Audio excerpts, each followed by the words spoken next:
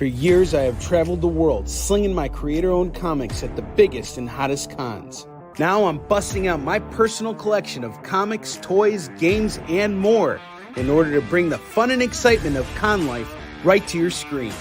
There's only one place to get your comics and collectibles and chat live with the greatest showman in modern comics. So bust out your keyboard and get ready to call it in. You're watching Kickin' It with Onrie, the live shopping show. What is up, everybody? You're watching the Kickin' It with Onrie super special. I haven't done one of these in a long time, but I had to do it because of tonight's guest. It was just one of those situations where I just couldn't say no.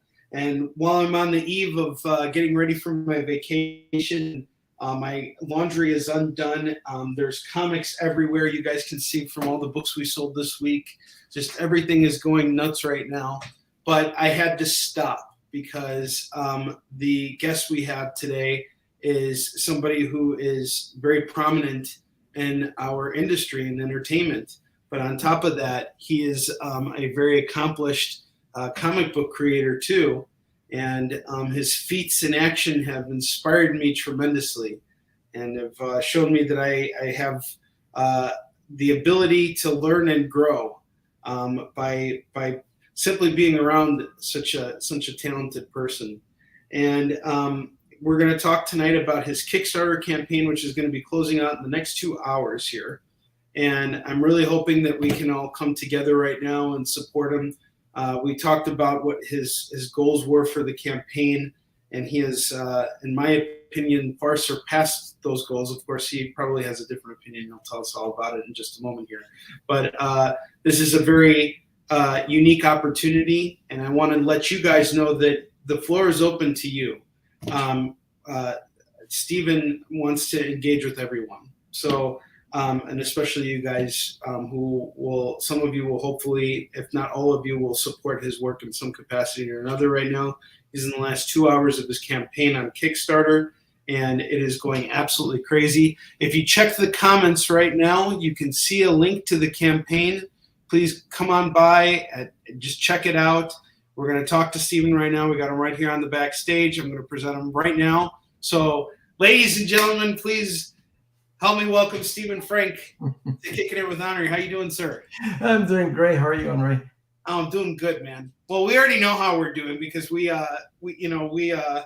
were talking backstage a little bit earlier. But for those of us who don't know who you are, and shame on you if you don't out there, why don't you tell us all who you are and what you do, Stephan? What I do, I've been doing animation and comics, in various capacities since I was, I want to say 6 years old, and so I'm very active. I've been very active in animation for a long time, worked on movies like The Iron Giant, for instance, where I was a supervising animator, or Despicable Me, or movies like that. Currently, I'm directing a bunch of episodes for What If Marvel series, so I'm having a blast on that. And then on the comics side, I've been doing different series. I've been doing Silver, which was published through Dark Planet, which is my own, because I also run Dark Planet Comics, which is my own imprint and publishing imprint. And so it was so Silver for a while was published under Dark Planet, and a lot of people have that edition. And now we're working in partnership with Abrams Comic Arts, and they're putting those gorgeous hardcovers out, and they're pretty awesome. And then the new series, which is also the new stuff we're talking about now, is Palomino, which is a great kind of fun crime series, and we're on volume 3 right now, and out of 4, and then we can talk about Palomino later, but that's what we're doing right now. That's awesome, man. Yeah, thank you. And I just got to say, I said this backstage, I'm going to kick this off tonight by repeating this so everybody can hear it, because I am just so blown away by it. So you are a lead animator on some of the most, or at least a member or an important key member of a a bunch of animated movies which have shaped, millions of children throughout, the last 20 plus years, whatever, however long you've been working in the business. You're gonna be like 20 years. I was, but Totally, yeah, totally. yeah. Yeah, But let's go with that. just having this extensive, resume of incredible projects. And I've been self-publishing for 12 years. It is extraordinarily hard work when you're building something out of nothing, which is essentially what you're doing right now.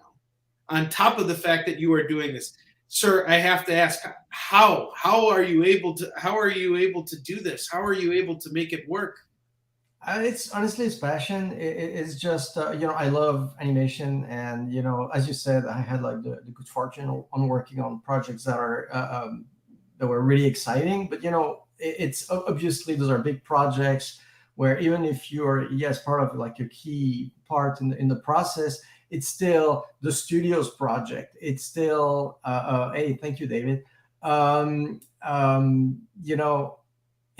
so and also those take a lot of years to do, and so the one thing you will never fully get on projects like that is like authorship, like soul authorship, where you can really get to pour your soul into something without any sort of second guessing of like, are we allowed to do this? Is this what we want to do? You know what I mean? You just go for it, creatively, And for me, the only way to be able to be completely free creatively was to also be free on the distribution side and stuff. So I was not prisoner of anybody's schedule and stuff like that. As soon as the books were done, we would put them out, and we started doing the conventions that became like, especially until now, we're finally starting again. And this year started really awesome with Seattle, which is where we met, and which was a total blowout. It was amazing, But we had to kind of stop that for between COVID, But before that, we were doing maybe over 10 shows every year. There's some years we're doing 15 shows, and it was a big booth, and because we had a lot of stuff to share with people and trying to make it an experience and a conversation. And it's kind of like having this pop-up store that's traveling across the country in every part, and you meet all sorts of people, and you learn so much because they tell you, like what, just like, David did, mentioned the Iron Giant, it's just like you meet people and they tell you, as what the work you do means to them, how they take it. It becomes theirs. It becomes a part of their life, and they find meaning and support in it. And and it's so it never felt like a burden to me. You know what I'm saying? It always felt like it's not how I do it. I'm writing it. I'm just surfing on that wave of just people are passionate about story, and I just enjoy it. Yeah.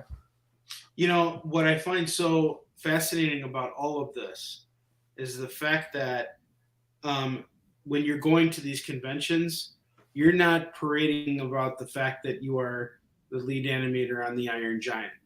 You are going out there and telling people about your projects, and specifically Palomino, which I actually kind of want to jump the gun. I want to jump that hurdle. And the reason is because honestly, if no one else is going to ask you questions tonight, I got plenty of them, because like we're in the same boat, and I honestly genuinely feel like there's a lot I can learn from you.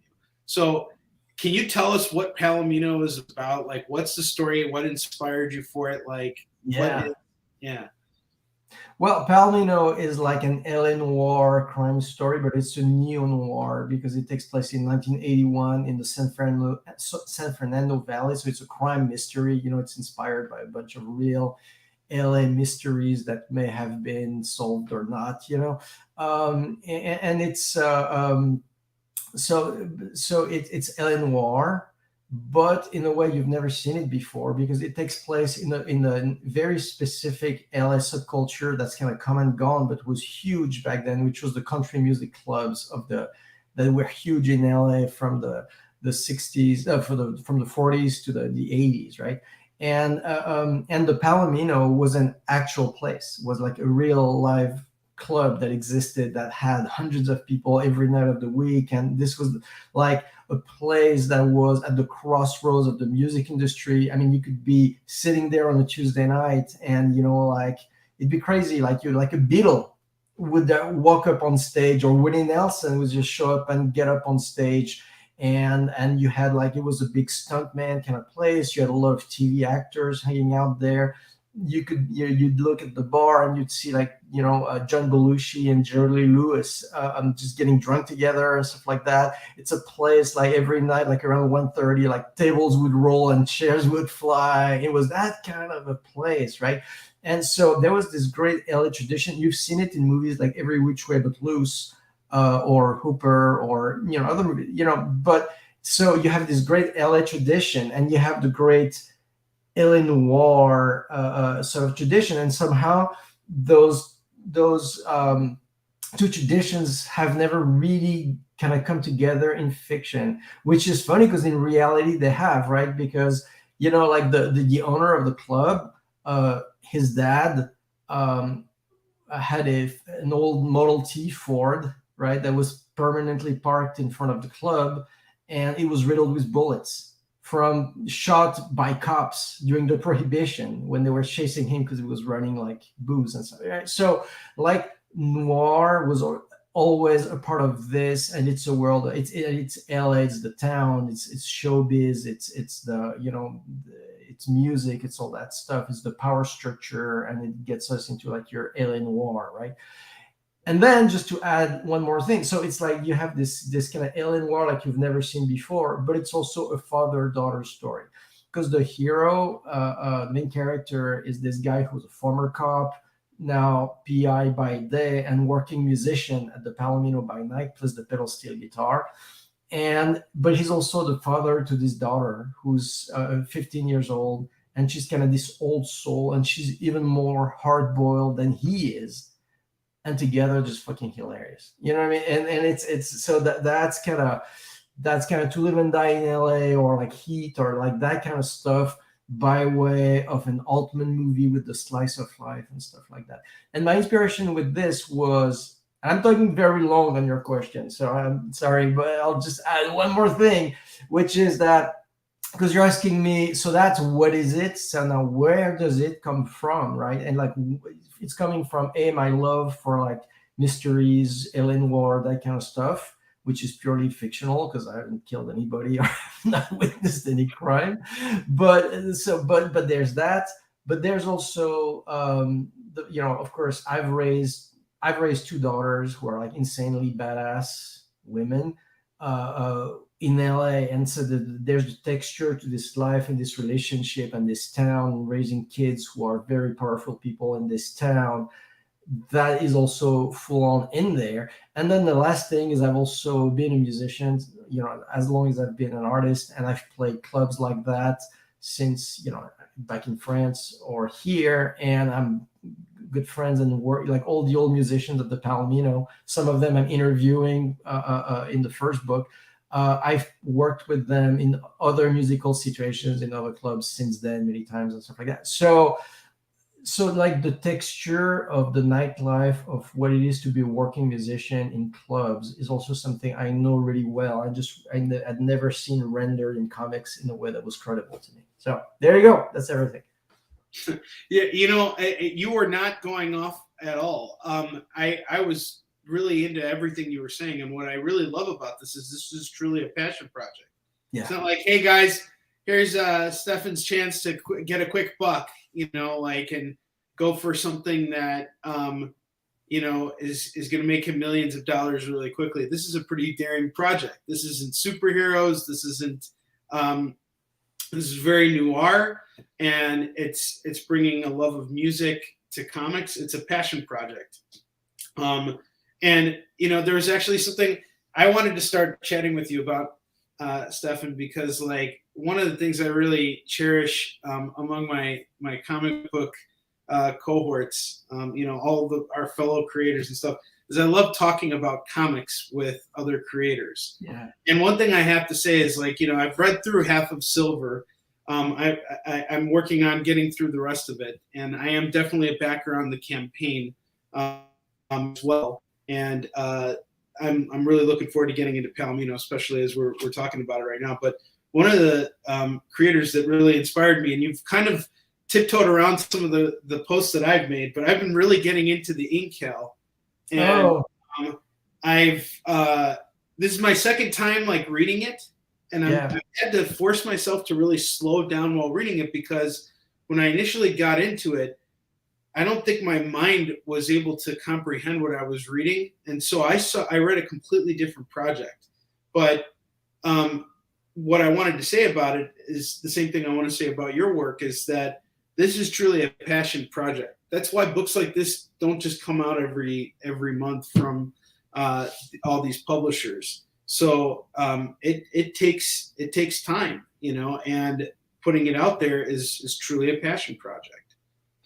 Yeah, no, absolutely. Inca, I mean, like Moebius, right? Like one of the true masters of comics, and not only that, but like him and Mézières, right? Like, maybe while I give my next 10-minute answer, you can read another issue or something. I'm already getting grilled on this. This is excellent. See, this is what it's kicking Onrie around super special. This is what we keep it real around here, right? Yeah, I mean Moebius and Mézières, right? Those guys have influenced, and they were French authors, artists and stuff, but all the American sci-fi of the 70s. At first, for one thing, Moebius worked here, right? Like the first Alien movie, he designed a lot of it, and all the Star Wars stuff is inspired by those guys. Blade Runner, also inspired by there's the Incal is like kind of like there was a previous short story by Moebius before he did the Incal, which was like kind of like called The Long Tomorrow. Is it The Long Tomorrow? I think it is. It's a short story, maybe like 8 pages, but it's in that kind of futuristic city, kind of noir stuff. That's the seed of the take on Blade Runner. Like Ridley Scott is a huge Moebius fan and stuff like that. So those, just the power of that art and that storytelling, and then some of the stories get pretty esoteric and stuff like that. And they're not necessarily for everybody. Some of them I kind of lose me a little bit just on the story side, but it never loses me on the drawing and the visual storytelling and the imagination and like just. Yeah, no, I agree 100%. I noticed your art style takes on that looseness as well, and just from having read Silver, and we were discussing it actually. We had a bunch of creators in town for C2E2, and we're all sitting around the dinner table, and I had my copy of Silver out, and they were just automatically going in and looking at these layouts in your book, and it was just absolutely insane. Like, all these artists were like, wow, check out this layout. Like, everybody was just bedazzled by the work. So, having this background in animation, which I'm sure you're thinking in the same sequential manner, I would think, but still at a different capacity than what the real estate of the comic book page allows. Yeah. So how would you say like your thinking changes when it comes to actually making comics? So what I like about, I love the comic, let me give you a roundabout answer, right? Like a few years ago here in LA, there was this Kirby exhibit, and there was like a lot of pieces there. I mean, like maybe 500 pages or something. It was pretty insane. And what was really crazy is that you would go page after page after page after page, and you go, oh, it's that page. It's that page, right? Like all the Kirby pages, I mean, most of them, honestly, for a guy who's doing like 4 books a month or something, at his height or whatever, it's just like, even if you saw that page and you had that book when you were a kid, maybe, and you haven't cracked it open, that particular one in 40 years, it's still that one page, that bell that was rang, that cannot be unrung visually. You know what I'm saying? Like, so each page has a unique piece of art, like good or bad, some better than others, some super strong, some kind of doesn't matter. They're unique, and it's never like, because the last thing I would want is for my comics to look like a bunch of storyboards that have been kind of stapled together. And that I'll always say that, like, if at the printer they would drop the pages on the floor, they couldn't put them in the order because everything looks the same, right? So I didn't want to do that. I wanted to do like the classic approach to comics, where every single page it's its own thing, and it's a graphic statement that is purely unique. So that's how I approach the comic page. But at the same time, what I try to do is to use everything I know from film language, and put it to the service of that. Meaning that, it's funny, when I started doing, conventions like 10 something years ago, and it was like when The Walking Dead were really becoming super mainstream and stuff like that. And I would see a lot of people come to by the table, and they would be like people at that point in their 20s, like a couple maybe in their 20s, and they would have loved The Walking Dead on TV and thought like, wow, where does this stuff comes from, and then they would find their way to a comic book convention, and they would look at a lot of stuff that just their brain just could not penetrate. You know what I mean?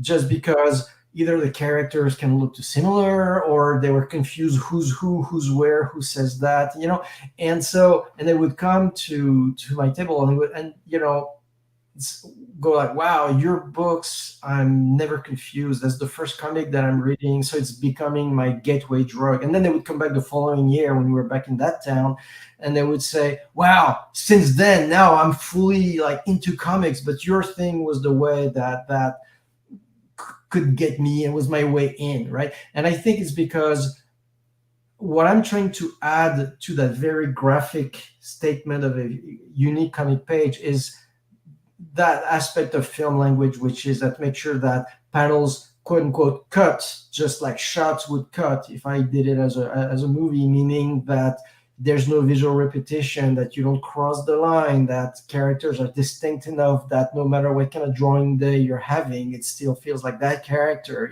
It's you can't fuck it up. It's bad drawing day proof. You know what I mean? In your designs, that the way, and we were talking about the angles, that the way the quote unquote camera engages the character is not neutral or random or flat or orthographic or anything like that, but that it's is it a long lens, is it a short lens, is it close, is it far, is it like, you know what I mean, like what is that tension, that visual tension that is created between the reader and hey Mel, hey, good to see you, man. And so because the truth is, in this day and age, everybody's seen movies, a million movies, so film language is everybody's second language, right? And so, like, for instance, the thing that I like to do when I'm on the plane, because I hate watching movies with the sound on the plane because it's so noisy with the engines and stuff like that, it's kind of painful, so I just watch movies without the sound. And it's incredible how you can watch a movie without the sound and you still understand everything that's going on, right? Even movies that are fairly like realistic dramas, not just the end of the world, the moon is crashing, whatever, but just you can, because we all understand film language so well at this point because it's everybody's second language. So what I'm trying to do is bring the clarity and the emotional sort of power of film language to the comic page, but in the service of a unique page that hopefully will live as its own thing. Yeah, that's a really interesting way, because I totally look at every single. I actually look at every single spread as a piece of art unto itself. Like the spreads have to come together as well. You were talking about repetition among panels. Yeah. And you have to pay attention to those things. Yeah. Otherwise, you're going to have these unfortunate circumstances occur which you don't want in your own work. It's one thing if it happens. Well, you just, I don't think anybody ever intends for it to happen, but it's easy for things to get overlooked when you're on these intense deadlines. Yeah, so yeah. having worked under those kinds of conditions, how would you say that your experience in animation helped you come to these conclusions faster? Because from my experience, I find that it takes me a really long time to put together a strong layout that like I really feel is a piece of art that I can be proud of.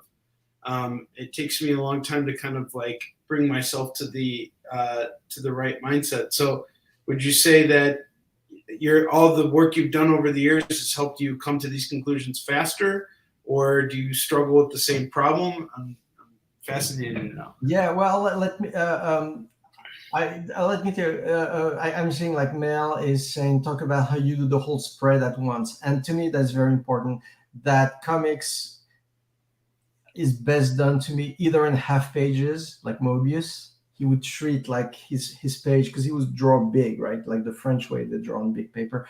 So to me, it's either you do it on half pages, and you have, because they have 4 strips as opposed to the 3 that we usually have in comics. So either you do it in half pages or do it in double pages, right? And like me, I always work the spread. I never do a single page unless it's the first page of the chapter, because it starts on the right side. So I feel like it takes me about the same time to do a spread, because once my brain has accepted it as one piece, it takes me the same time to do the spread that it would take me to do a single page if I did it individually. It feels like it's the same cycle almost. So my advice to go fast on a deadline is work your spread, even if it doesn't matter if it's a grade or whatever, but just work on the double page at once, because not only you go faster, but also, let's not forget, your 2 pages will be seen next to each other. So why not draw them right that way? Okay, so that's just a tip. But to what you're saying, yes, I mean, like in my 20 years of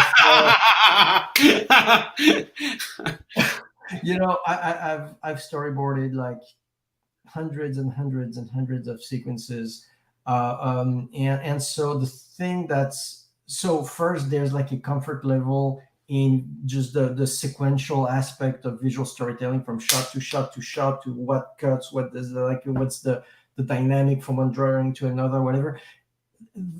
In all fairness, that's my training, that's my stock in trade. So that's the part that is the easiest for me, just only through experience.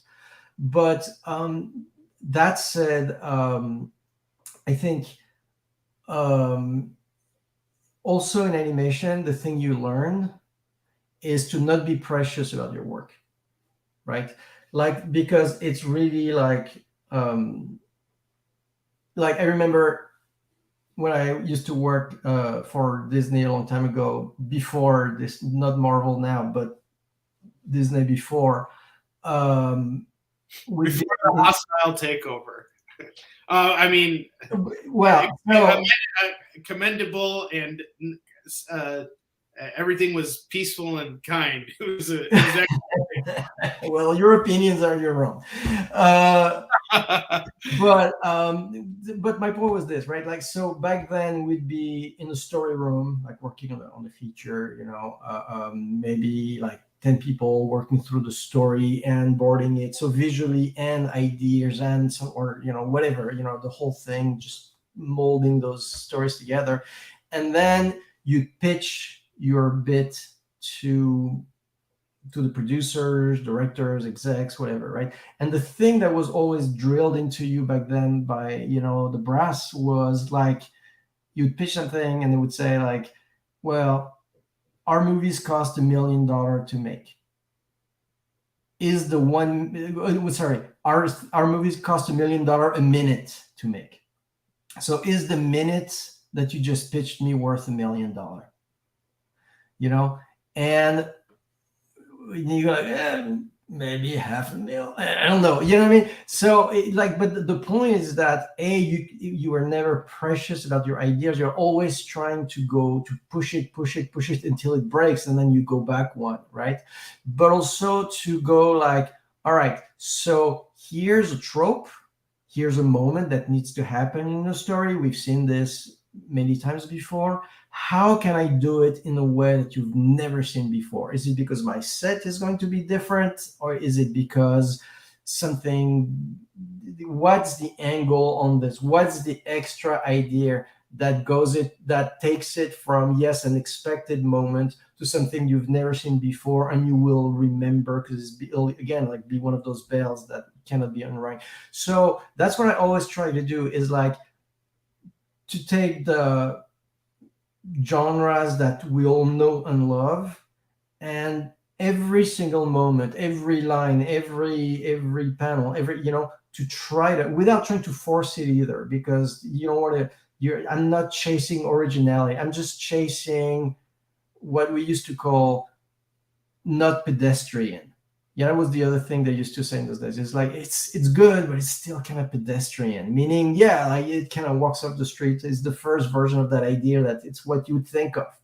All right, now that's out of the system. What's the next thing, right? So whether it's how you show things, how you tell things, the ideas themselves, what is the version of that idea that checks all the boxes, but also it has this other, next level kind of thing. So that's the training that I was lucky enough to receive, working with like super great sort of masters, if you will, in the business. And then once you get trained that way, it just becomes your default mode, right?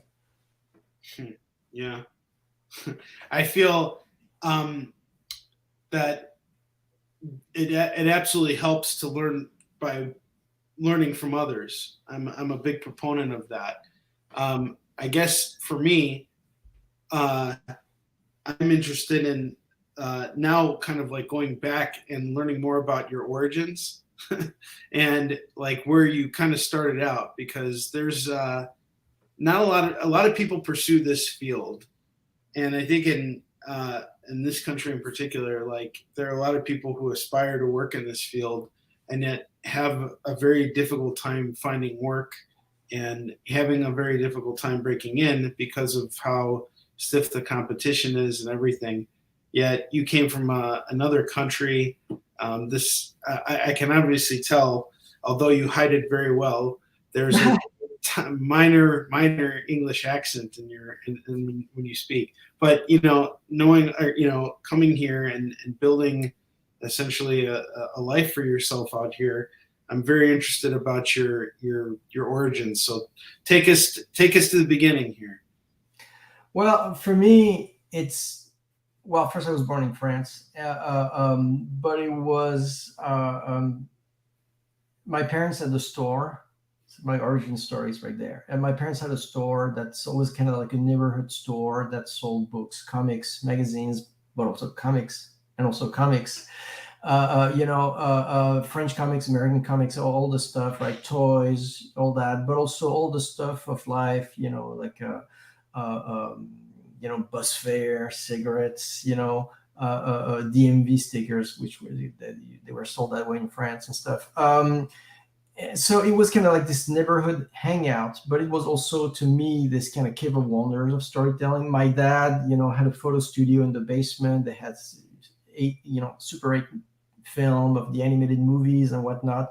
So so I was born kind of reading every single comic that was, seeing my dad process film, and he had the Disney movies on Super 8. So I was like fell in love with the magic of animation, and so and then all the books, because it was a bookstore, right? So I read everything, I saw everything, and blah blah blah, and then for me it became the life project, that and music that happened a little bit later. But the point is, I never thought that, to me, writing, drawing, story, visual, film, animation, comics, it was all just one thing, just one project. And then I finished high school and tried to get into the one animation school called Goblins that's in France. That, I mean, there's a lot of schools now, but back then there was only one. It was very small, and it was very, because the industry was small at the time. So they would only accept 10 people every year, and so you had this long line of applicants, and you take this drawing test, and it was really hard. Then I failed it twice, and the third year I almost didn't go because I was kind of discouraged. And then this friend who I had met in line, mind you, like the first time I took the test like 2 years ago, and he was graduating and I was not even in, called me and said, no, you should go. Actually, he told me, hey, because I was like, oh, I don't know, I don't think I can take another rejection like that, and he says, hey, I've seen the prompt. And he says, it's Popeye. And I'm like, oh, okay. So I be like, oh, Popeye. And I show up at the test and they unseal the envelope, and sure enough, it was not Popeye. It was the Pink Panther. Were you able to meet because my chops were. Yeah, exactly. Because I was so into it at that point that I was, with that sort of motivation that my chops were up, and then I did well, and they hired me.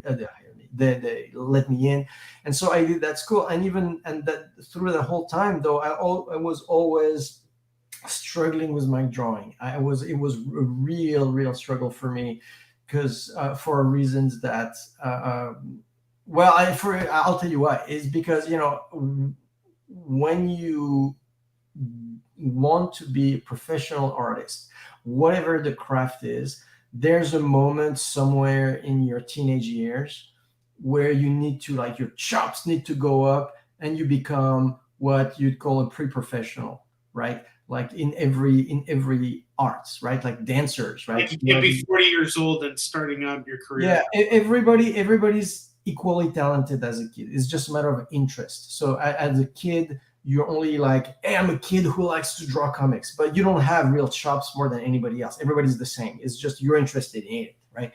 And then, but when you arrive to 12, 13, 14, at that point, you need to go from that to whoosh, now I'm a kid on the professional track. You're not a pro yet, but you're definitely on your way there, right? And the thing is, for me, as much as I was interested in the storytelling and I loved doing it and stuff like that, I also discovered music at that point, and I became that in music. And I became kind of not as good as just a draftsman, right? Which was sad because I still had all the vision for the storytelling and stuff, but just my drawing chops were not as good as the other kids who didn't have the music and they were just doing that, right? So it took me 3 years to get into the school. By the end of the school, we were doing this internship, on Babar the Elephant, which was the first show that I worked on. It was still an internship. And at the end of the thing, literally the guy who was running us, lets everybody go, and then he kind of holds me back and he goes like, hey man, don't take this the wrong way, but I'm just telling you this like purely as a favor. You should find something else to do because you have absolutely no talent.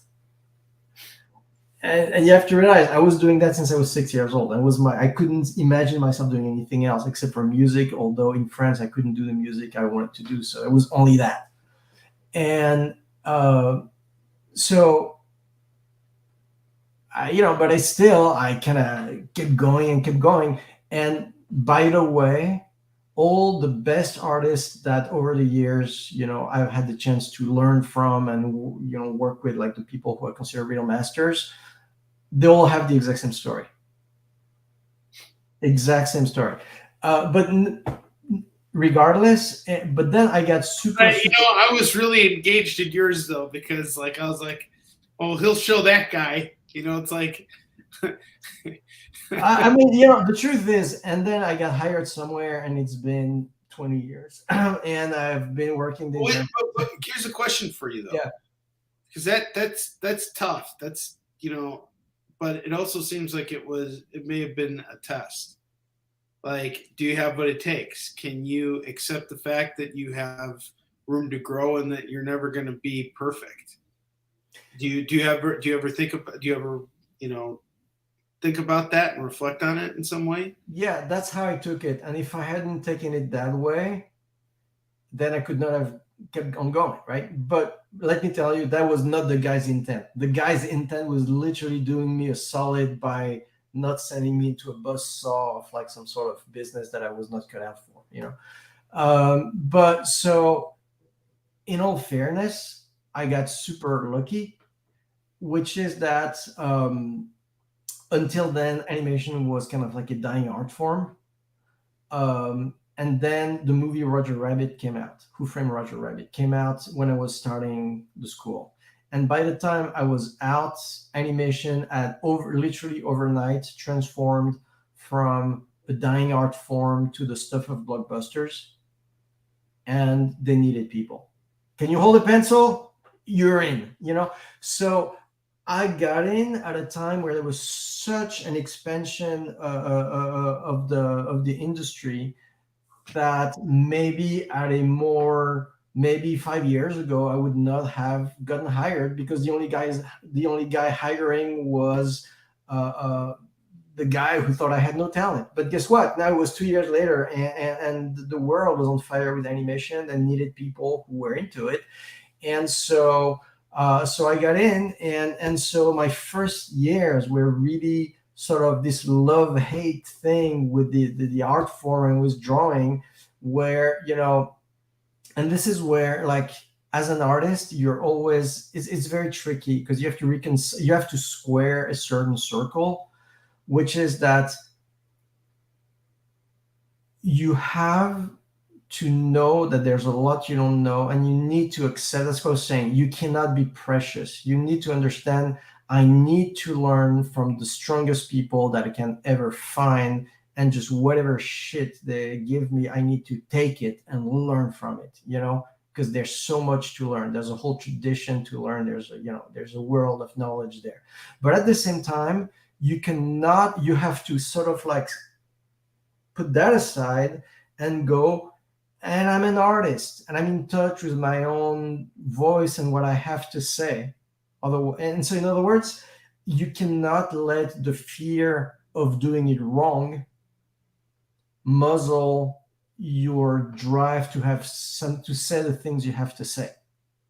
And you have to keep the two things going, and they're hard because you're constantly reminded how much, and even when you become quote unquote good, and they're like, okay, now there's a level of comfort, and people are giving me, now people don't tell me I suck anymore. People tell me I'm good. That's great, but still you look over to, and there's this other artist who's awesome. You know what I mean? So there's a constant humbling process that you cannot be delusional to think that, and especially once you start, you come to LA where which aggregates so many artists, then it becomes like they say, you may be the best in your hometown, best guitar player in your hometown, and then you get to Nashville or whatever, and like the guy at the service station plays better than you. You know what I mean? So that's kind of how it is, and you need to accept it and learn from everybody who's willing to show you anything. And at the same time, never lose track of, hey, but I'm me, I have stuff to say, and I'm going for it. And so if you can keep the two things going, then you can really get somewhere, I think you taught me this lesson. And I mean that sincerely because,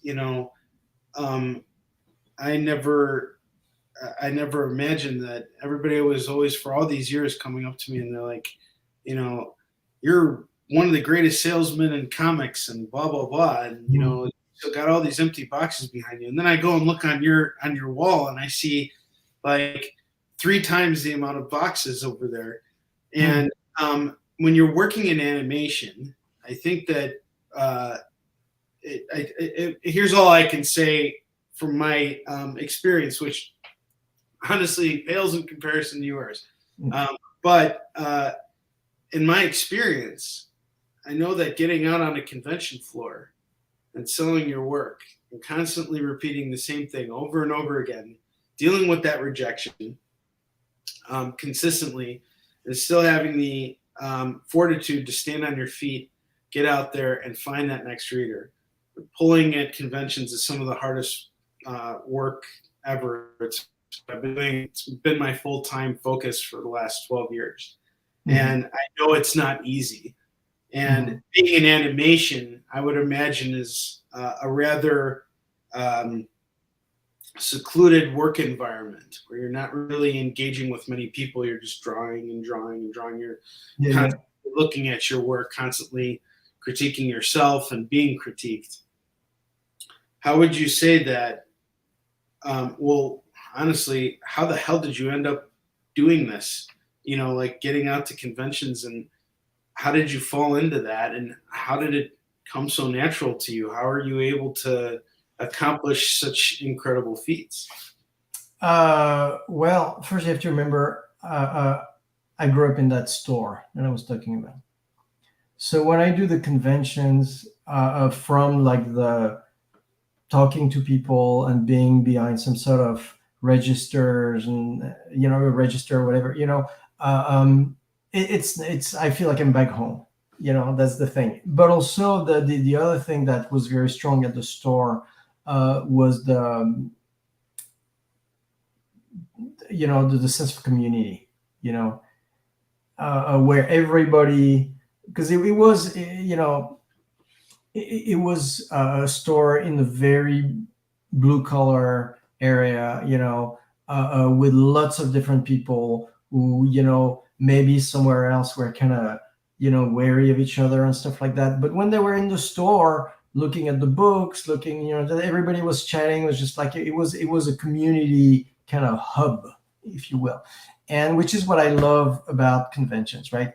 And I you know, sometimes, you know, I think that, you know, pop culture, comics, movies, all that stuff, it's one of the last few places left where people who have been sort of radicalized, you know, which, you know, every way, can still come together and just, hey, we're the same. We're like, because you know, I always say, like, we're in the business of telling the most universal stories in the weirdest way possible, you know, and the weirdness makes, like, somebody once told me about directing.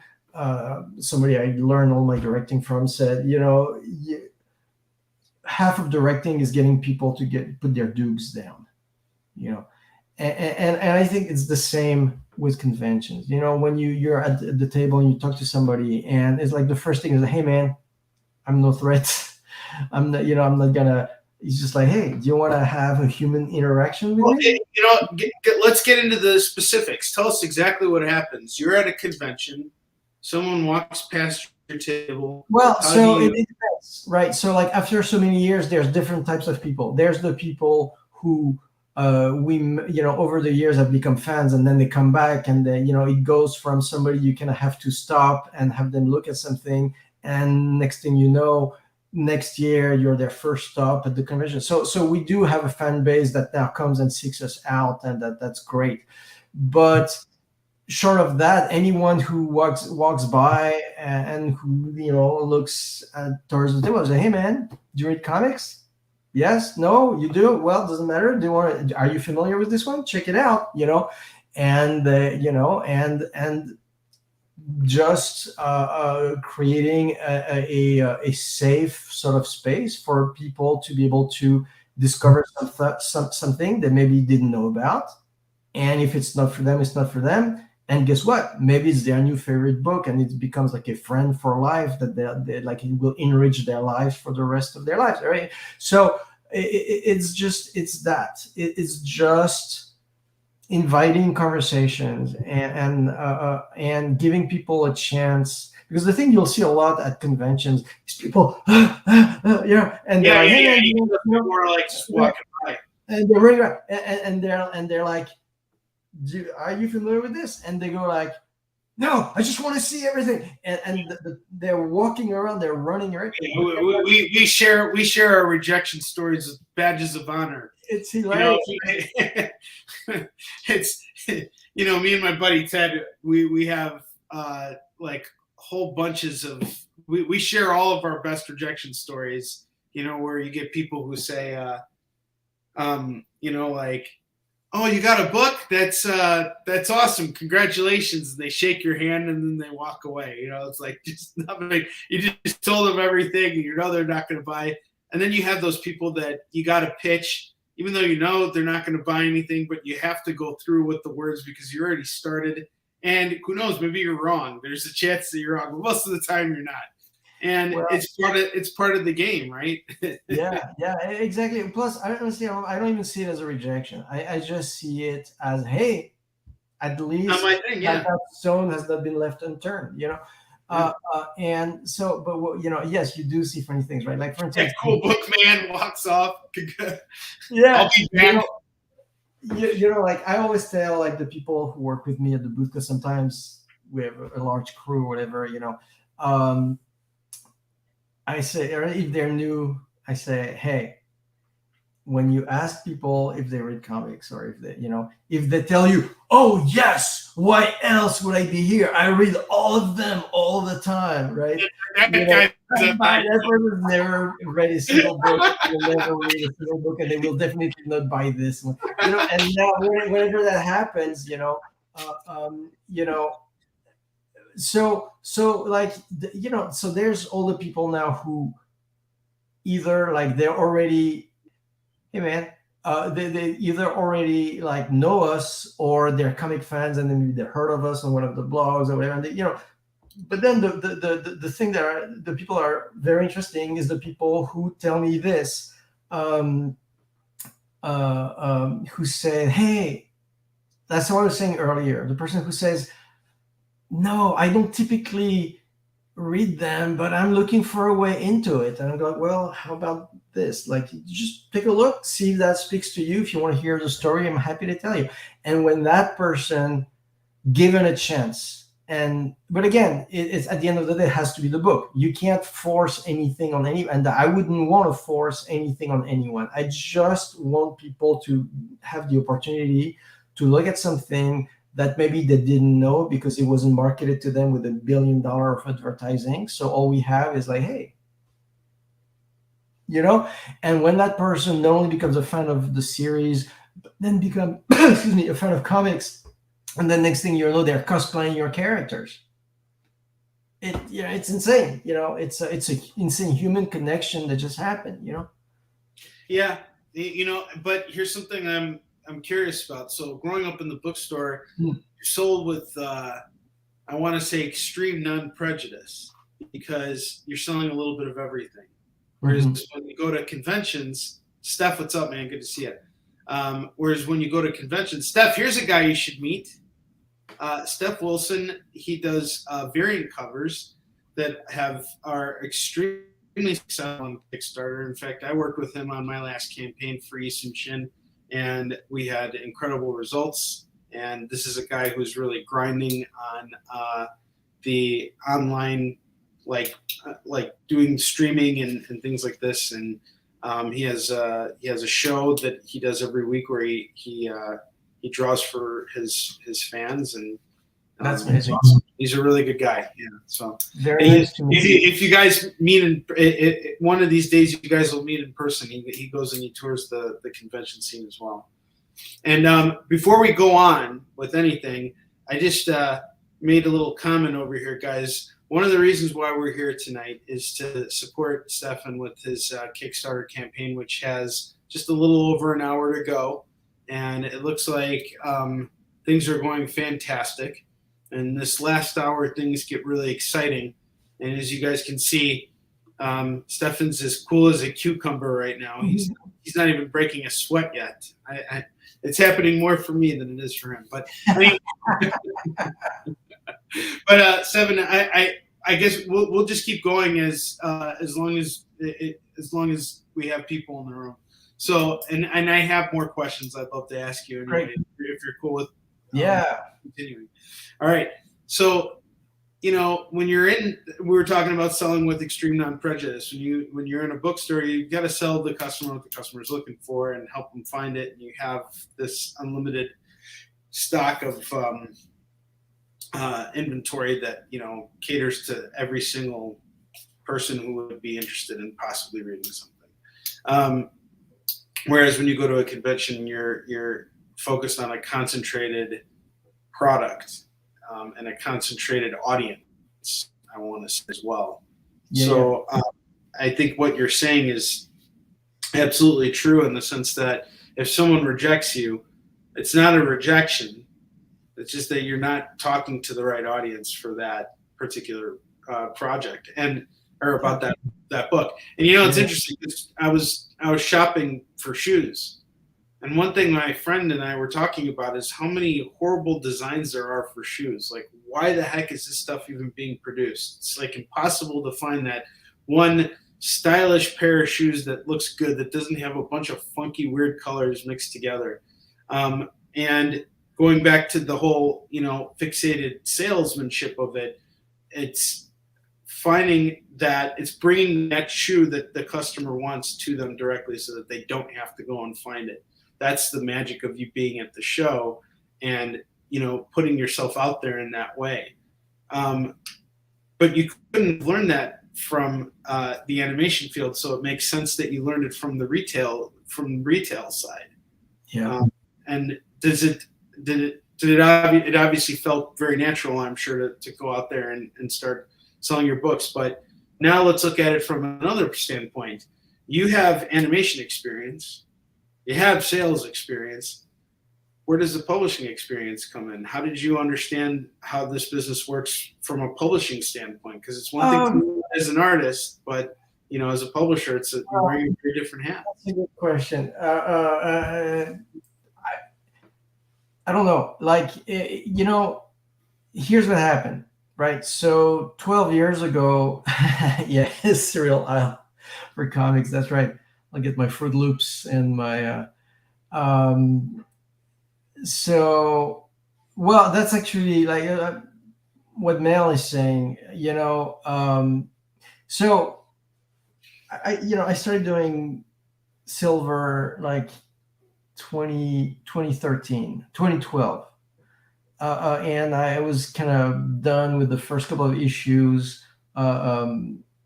2013, you know, and it was kind of slow going, you know, and because I was so busy with animation, so, you know, and I was just, again, it was done out of just the desire to tell that story and the passion for it. If people don't know what silver is, by the way, I should say silver it's a world that is inspired by the Bram Stoker, you know, kind of Dracula universe. And you have a group, we're now 40 years later into the noir pulp era of the 1930s. And you have this group of con men who team up with this woman who's a vampire hunter and the last of the Van Helsings. And together they try to steal this silver treasure from a castle full of vampires. Like, what could go wrong with that plan? So it's this big pulp adventure. And so I had this big project. I had the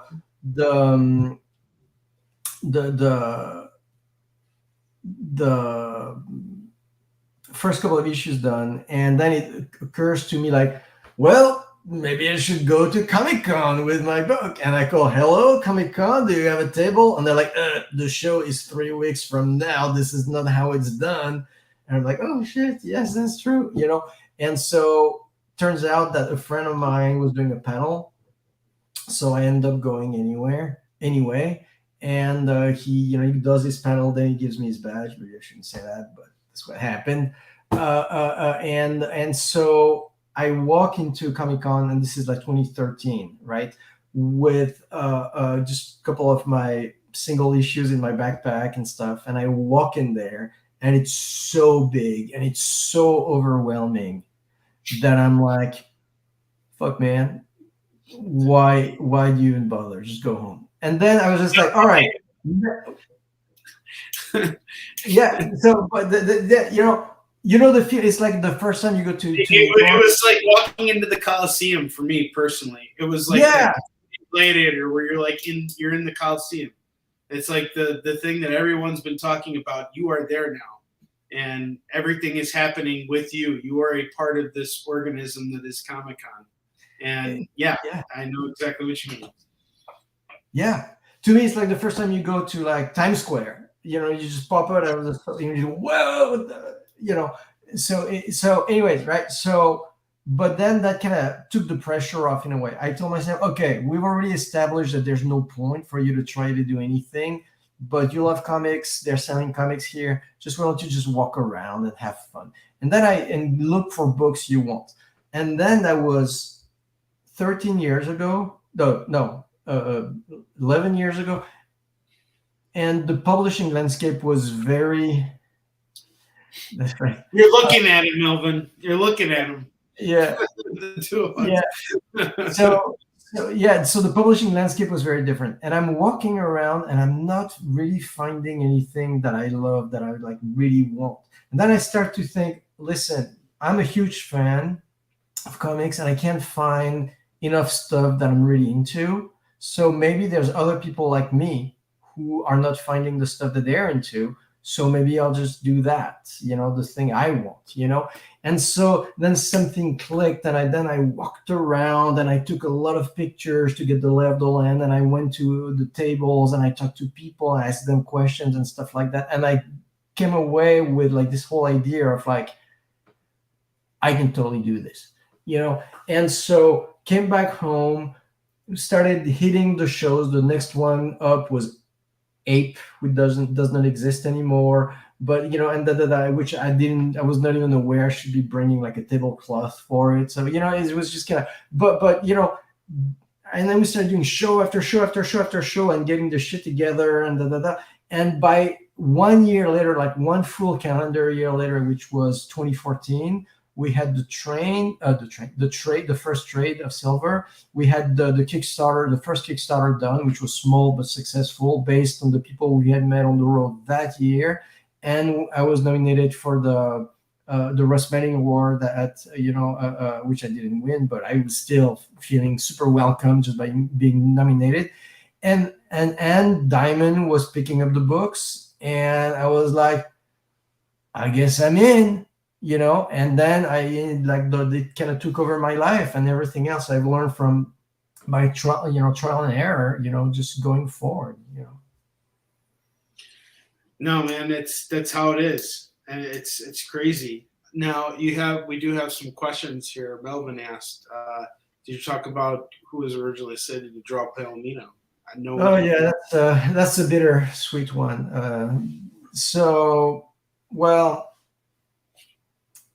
Was it 2018? I want to say I was in Phoenix, and so we had the booth was starting to get big, you know,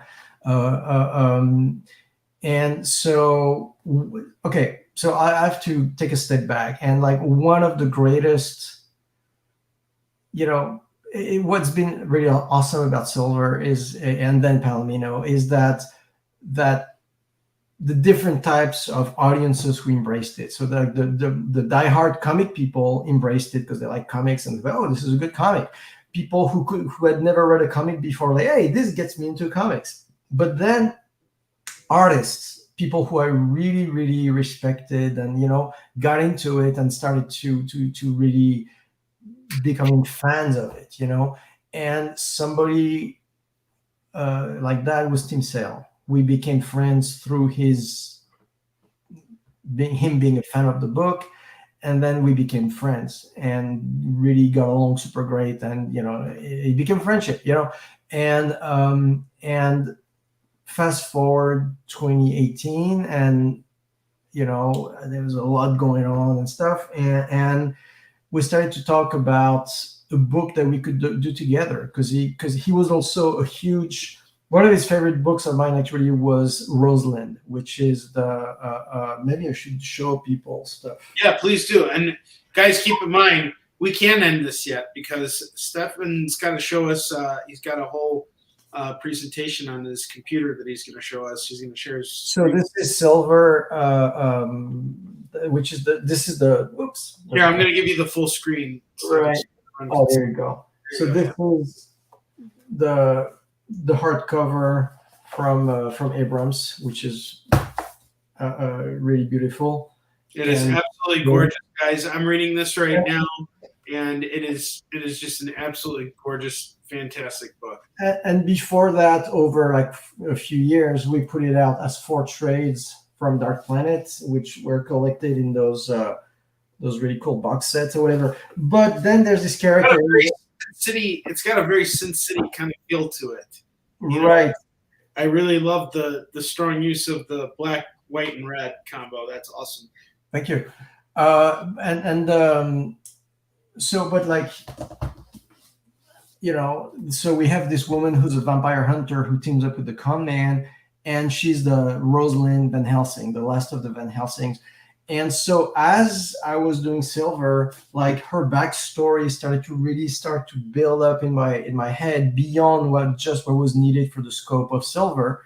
And so that became Rosalind, which is like her diary as a child. And it's not a regular comic. There's a lot to say about that book. Like there's a lot of meta stuff in it, but it presents itself like this. It's very abstract, very it's like a diary. So the story is actually super, very structured and everything, but it's told through kind of fragments of memories, and it's seen through the eyes of a child, although it's super gritty and so on and so forth. And so he was in love with that book.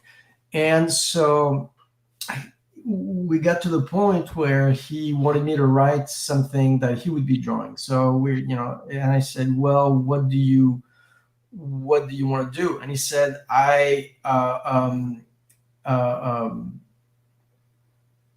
some noir, kind of detective, kind of noir thing. That's kind of my thing. That's, if you have something like that, let's do this book together and stuff. And I was like, I actually do have something like this. It's called Palomino, and I pitched him the idea and stuff, and because I had that idea for a long time, and he loved it, and so then he said, all right, so write it, and so so it took me about a year. So it's one thing from having the concept to really cracking a story and really fully understand what is this really about on the human level, what does it really mean and stuff like that. And so it took me about a year to kind of write that story, and by the time that happened, then things had taken a turn, and it was clear that he couldn't do it. So we had to kind of come to terms with that, and then which at the same time, I have this disease that once I work on something, I become obsessed with it, and I feel like, okay, now I have to draw it myself. So he and that too, and I as I was drawing the book, kept sending him pages, and he was like, man, I'm so glad you're doing it, because this book is so you, that you definitely, it should have been you the whole time, but originally it was going to be him. But yeah, man, and so my biggest regret is that he got to see the first volume, which he loved, but he didn't get to see the other 2 that I did during COVID. So there you go. And just as he, then that's when the hardcover, the Abrams hardcover of Silver just came out, and he had a quote on the back of it, and just like he was already gone, but the quote was there on the book. So like the whole thing was extremely difficult. First and foremost, I'm really sorry that you lost your friend. That's really difficult. My mentor and co-writer in comics was David Anthony Kraft, who worked on Nicest and Shin together. Dak had a really big role in the Marvel bullpen during the Bronze Age, and so he worked he worked for Stan Lee, he worked for Jim Shooter, he worked with all these top name creators in comics. And he taught me everything he knows about production and publishing and everything. And we were very close to finishing Nicest and Shin, and he died as of issue 10. And it's, when you said what you did about, stepping up to draw, It's like that's really kind of like like the only option. It's like once you start something, you do become obsessed with Right. finishing it and doing whatever it takes to get there. Now, in your experience with all of this, um, how long did it take for you to come to that moment where you're like, all right, I'm just going to draw this? And when did you feel comfortable knowing that this was not going to be a Tim Sale drawn book, that this was going to be you 100%, and that Well, it was okay? yeah. Well, the the by the time I was done writing, it had become clear that he couldn't draw it. He was not going to be able to do it. So there was never a time where like he had started drawing it and then you know what I mean. So it's just like I was always I was invested in the idea of working with him and stuff like that. But it kind of it ended before it started in a certain way. So and for me, like it was the first page. I drew the first page of the book, and I was like, okay, I know what this is. I know what I'm doing. I'm glad I'm drawing this book in the separately from how I feel about it. Sometimes you have two different things that you have to reconcile that are going two emotions that are going in different directions. But to stay with the one, the opening page, to me, it's just like when I look at, because I see a lot of portfolios, and it takes one drawing to know where the person's at on their journey as an artist. I don't need to like, hey, let me see how you draw, giraffes. I mean, like it's whatever. Just show me one piece. I know what it is. Uh, um, and so it was the first page for me. I can share it with you if you want. Yeah, please. Let's take a look here, because this is I think this is the reason why everybody wanted to actually show up, and here I am asking all these questions. Let's see. And you telling all these wonderful stories. Look at us. This is this is a catastrophe. All right.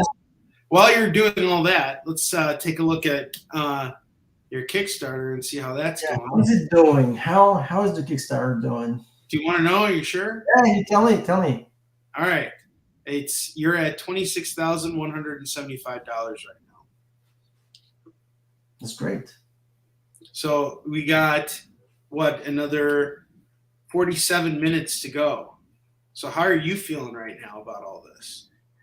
About the Kickstarter, I'm feeling great. Our ask was 15, which is, we needed that, to be, and now we're almost twice that, so not quite twice, but, and like, honestly, in this day and age, I mean, the world is so crazy, you never know, what's going to happen these days, so I just honestly, and also because it's been 3 years since the previous one, because what happened is we did volume 1 and did the Kickstarter, and it just came out during, it was the beginning of COVID, and the stores were closed, everything was closed.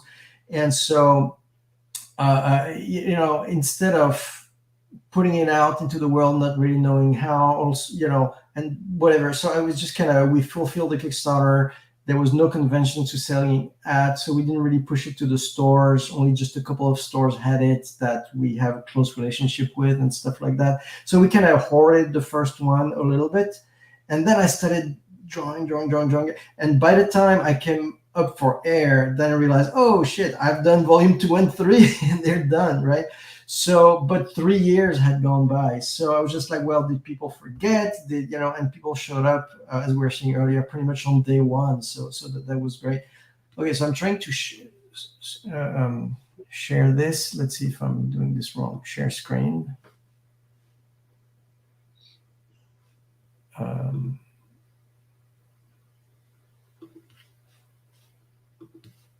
There we go. All right. So that's page 1, chapter 1, book 1, right? And I drew this, and I was like, yeah, I think I kind of I know what this is. I know these characters, and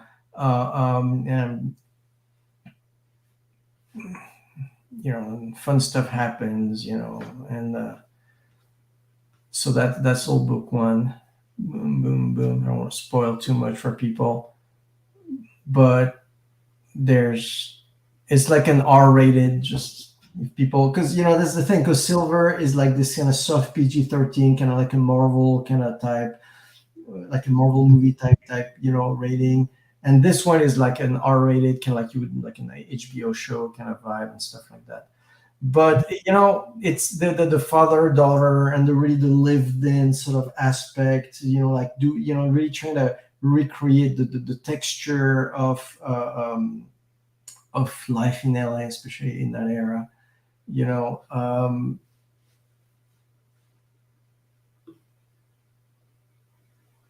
and then we're like this is from volume 2. There's some cool stuff. It's very noir, obviously. So the guy, the Eddie,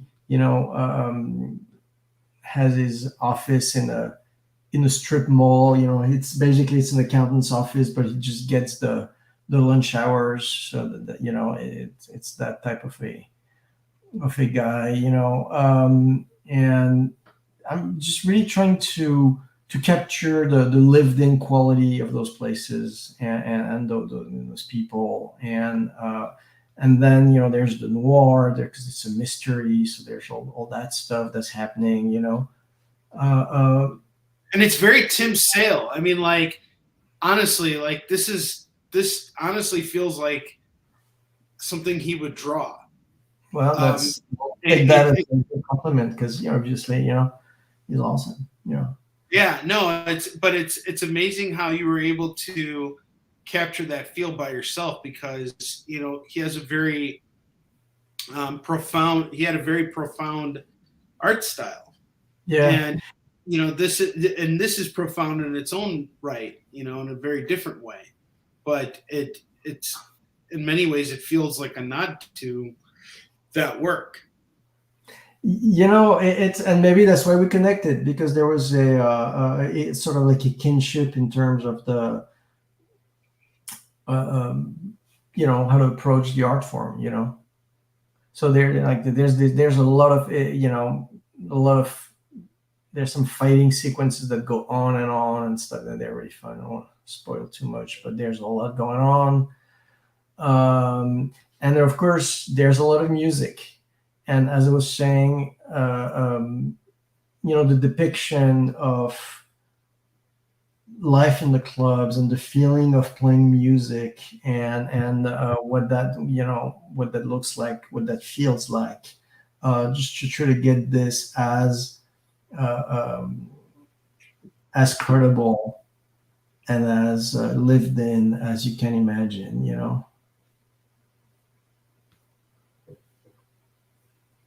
Yeah, this is really beautiful work, man. Thanks.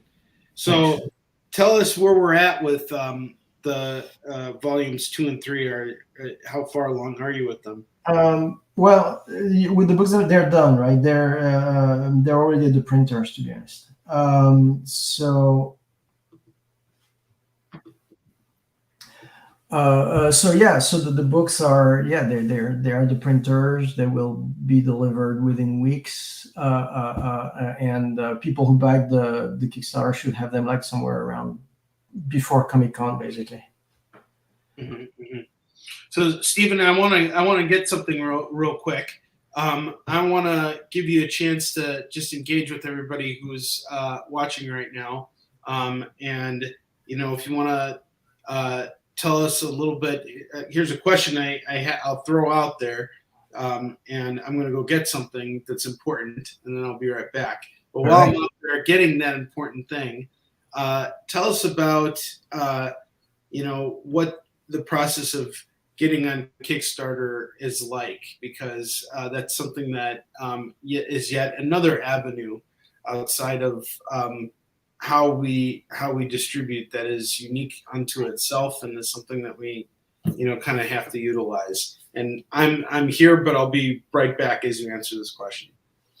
Yeah, so Kickstarter has become an essential part of publishing independently, not only because of course it raises money, so it helps with the printing costs and whatever, the first run of the book. I mean, it will only help you if the book is successful and you're selling thousands and thousands and of I mean, like Silver, we sold tens of thousands of trades, on our own, through the conventions, comic shops, and websites. So, the first Kickstarter only helps you get that ball rolling, and then hopefully after that it kind of rolls on its own.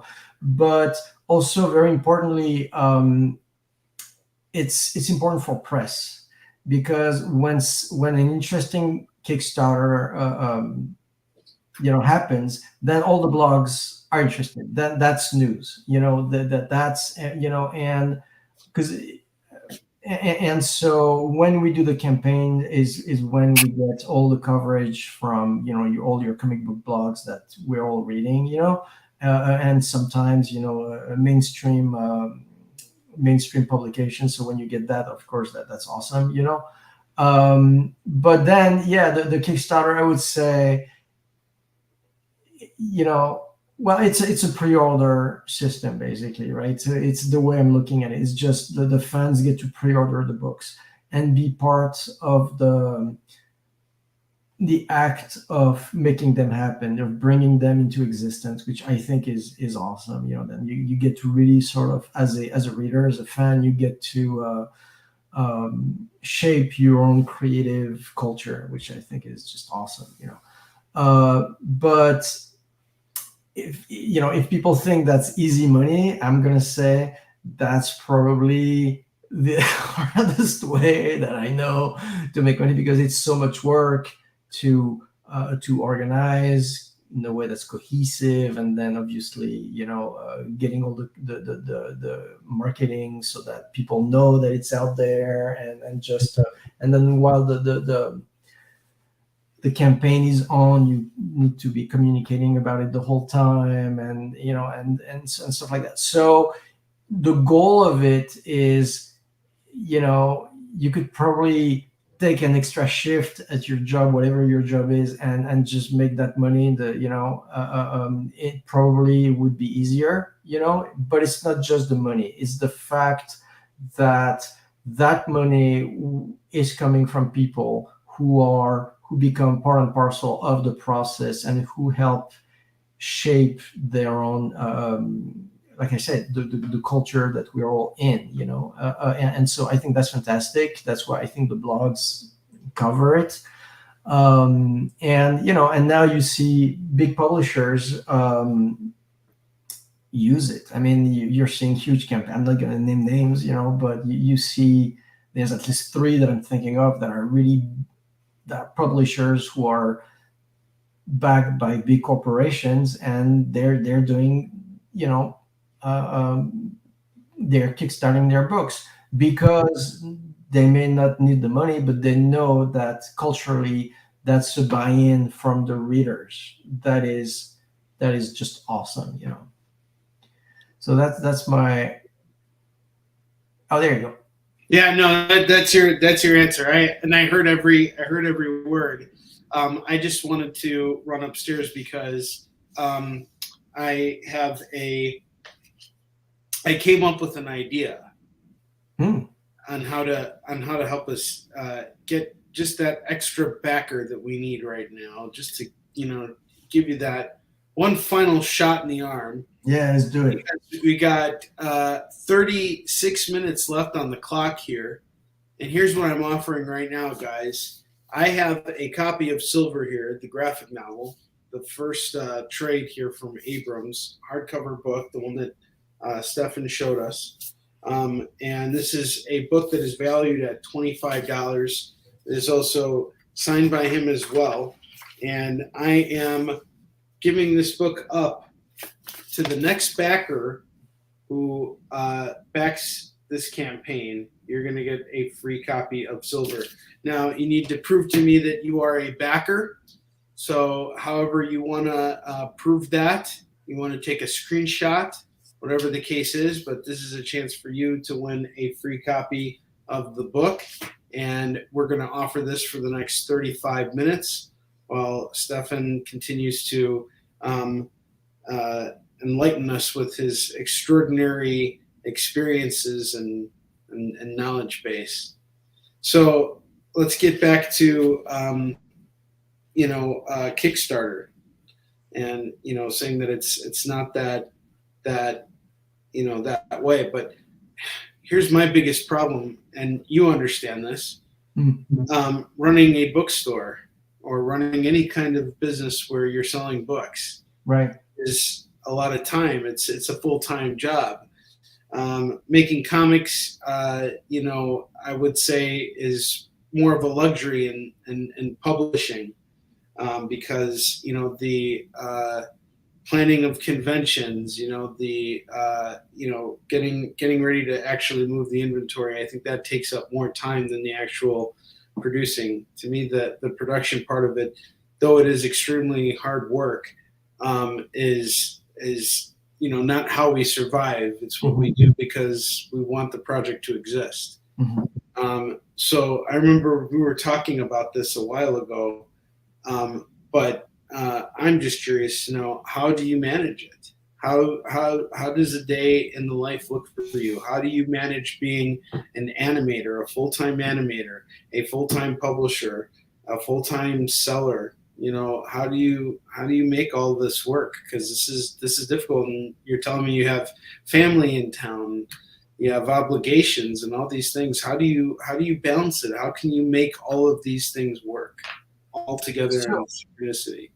That's so. As far as, to me, I always like to have different things running. Well, first I'll say this, because I know people, my kids are grown, and if they were like 7-year-old and 5-year-old or whatever, and they would, it would be a lot harder to do all this stuff at the same time, just because. But now I'm lucky that I had my kids young, and they turned out great, and now they're grown up, and now they're just they're awesome, and but I get my life back, a certain way, right?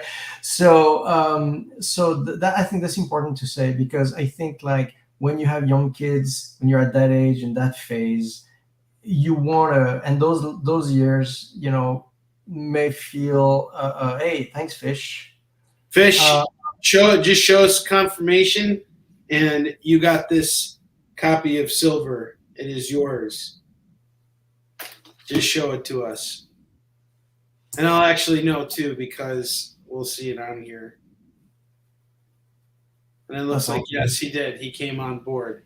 Yeah. We're getting there. We're $5 away from hitting $26,200. And again, 30 minutes left on the clock, folks. This is a pretty intense time on any Kickstarter campaign. Yeah. And this is when those crazy things tend to happen here. And Stephan, just checking with you, man. How are you feeling right now? What campaign is this for you? This is great. I mean, I think we just beat the previous one by a little bit, so that's really great. Again, like at a time where times are tough for everybody, and I did it's been 3 years since the last one, so I didn't know exactly what to expect. So I think it's been really fantastic. There's something that I did that, because people ask me for commissions all the time, but unfortunately, as you mentioned, I'm super busy between the show, the books, blah blah blah, and everything else, and so I never have time to do commissions. But this time I opened up a short list, and they all went pretty quickly. But I think there's a couple that are left if people are interested. I think there's a couple spots last time I checked that were still open. So if people are interested in that and they want like a a commission from me, then feel free to pick one up. But yeah, no, otherwise, it's just like the way I typically work if I'm in production on a show and at the same time doing the book. What I do is I get up early in the morning, and then I hit the studio early, and then I love the super early hours when your brain is kind of quiet, and this is my best drawing time almost. It's just like when you drive home from work, right? And you're so tired, you put the car in the driveway and you just turn off the engine and you don't turn down the radio. The next morning when you open up turn the car on and the radio is like blasting, whoa, that's what I was listening to last night. This is what just like by the end of the day your brain is so overstimulated. So like to me, early in the morning or the super quiet hours, super zen. Anyway, so I for me too. I pick a day. For me, I pick a day of the week, and especially like in the springtime, I love the spring, summertime. Like Fridays, that's just my day of.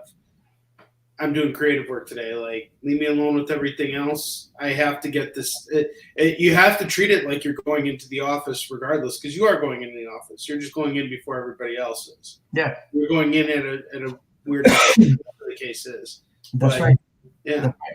That's right. So I try to, if I put like even 2 hours, 2 good hours, sometimes 3, but if even it's 2 hours at that time, man, it's almost like a good half day's work that I would, and then I get to whatever, other projects, I'm also working on, and then by the end of the day, I like to kind of like just leave the studio, take a little walk, just air my, and then after dinner, just can go back in for another hour or two, and if you do that like almost every day, and if you also do the weekends, stuff like that,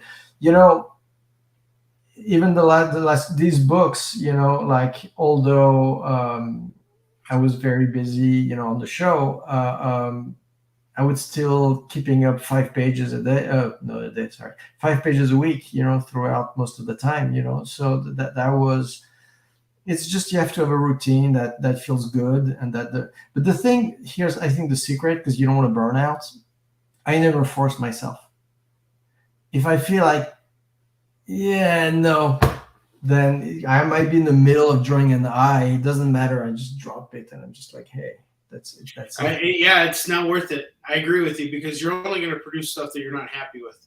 And it's a really frustrating thing, but the way you got to think about it is that you're working no matter what. You're working while you're going for that walk. You're working while you might be at work doing something else. Like, I can't tell you how many times I've gotten inspired while being on the sales show for some idea I had, for some creative work I'm doing, because I come across that cover. When I'm buying comics all the time, I pay attention to covers and titles and things like that, and what pops out at me, what's working, and this is really a wonderful craft we get to practice, because it's like you get to see what works, what doesn't work, and you can make the unworkable work. It's really kind of amazing. But what you're describing to me sounds like a lot of persistence and consistency. And I appreciate what you said about kids, because I'm often very hard on myself, because I have a 5 and 10-year-old, and I'm a single father, so I have to take care of them, but I never think of the time that I'm spending with them as being a detraction from work, because they're the only thing that get me away from work. If it wasn't for them, I'd be working. Right. They're the only reason why I get up and leave my desk. So it's like almost like if I worry about what would happen if I didn't have them, because it would just be like work 24/7. It's very hard to, I think, when you're, I've recently consolidated my business. I'm doing everything from home. I just have warehouse space where, I store my comics. or my publishing stuff, whatever it is that I need, I store over there. But all my shipping, all my my setups, all my live sales are done. Everything is done from home. And here's the thing: it's a wonderful thing, but work is around me. 99.9% of the time, it's, I literally have to get up and leave the house and go for a walk. I cannot sit here all day because it's, it'll I'll drive myself insane. Or I keep my work in certain rooms. So yeah, exactly. Other areas, Yeah, this is my studio. I have a couple of rooms here, and so I do everything I need to do here, and so I have my work here along with stuff that inspires me. Like I have as you know, I have a Mobius sketch. Yeah, that's freaking badass. So what was that like meeting him? I mean, especially being native, like a native Frenchman.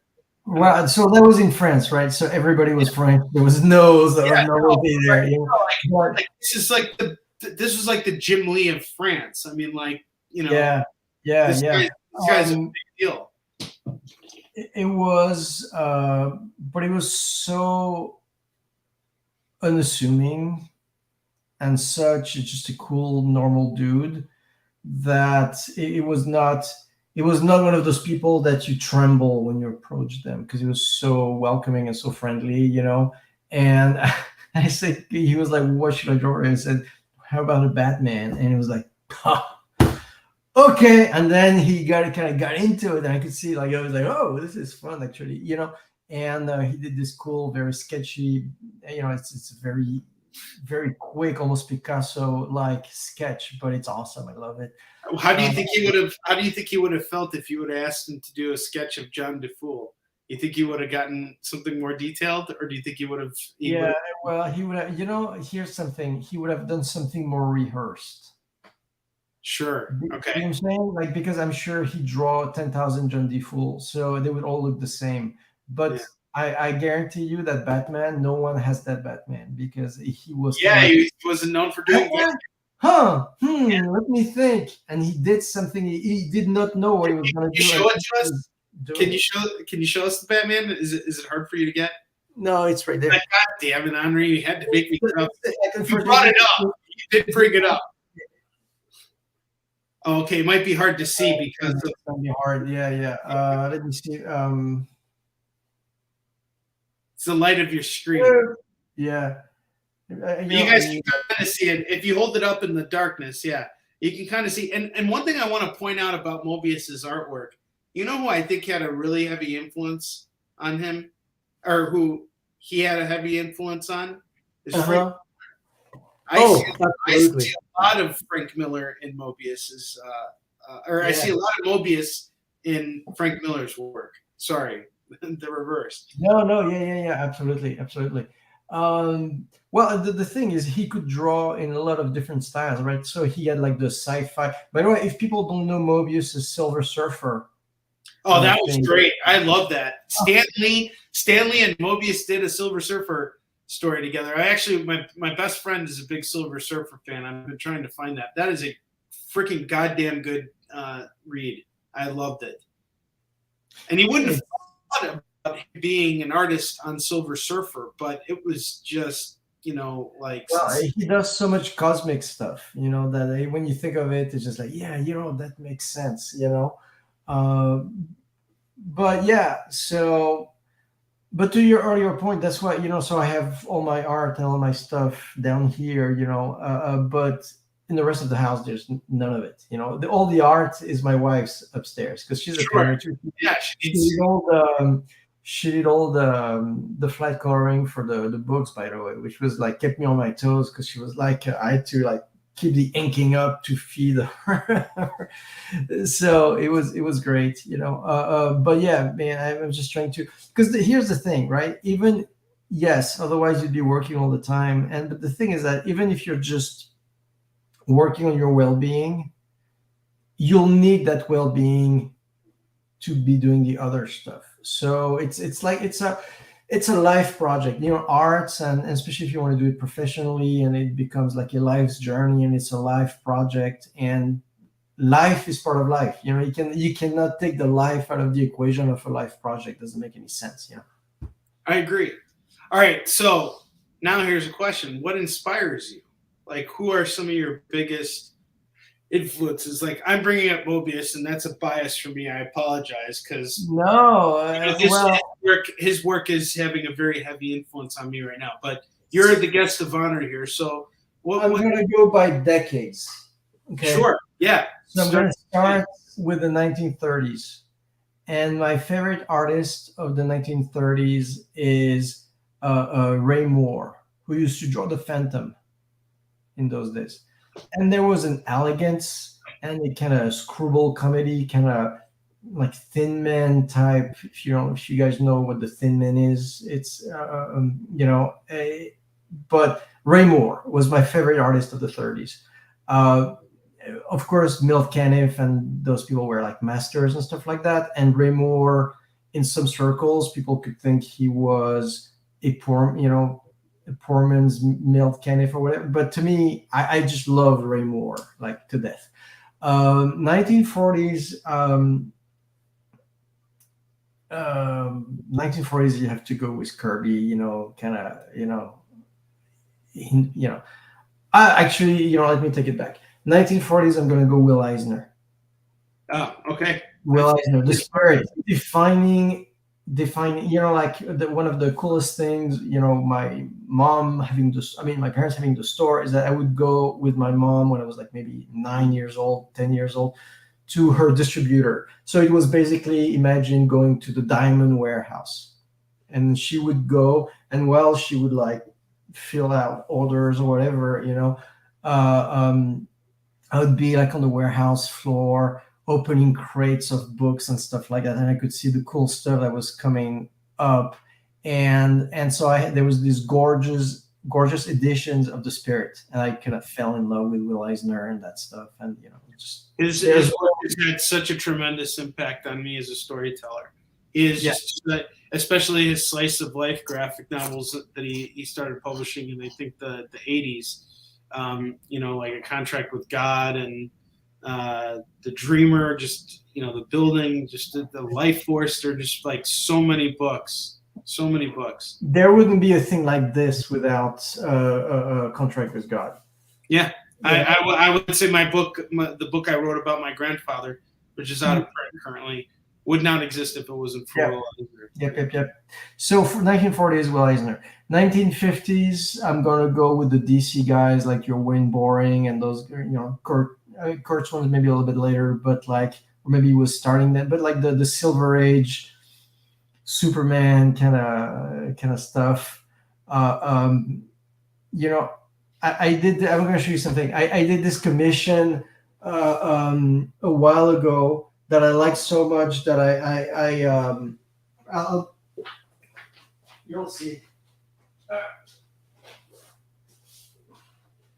that I printed it big for my studio. I don't know if you guys can see. Oh, that's awesome. Right. So like it's because in the one of the sequences I supervised in the movie was when they're reading comic books in the barn. Yeah, so I did this thing here, this kind of homage where all the covers are like 1957 DC Comics. Oh, really?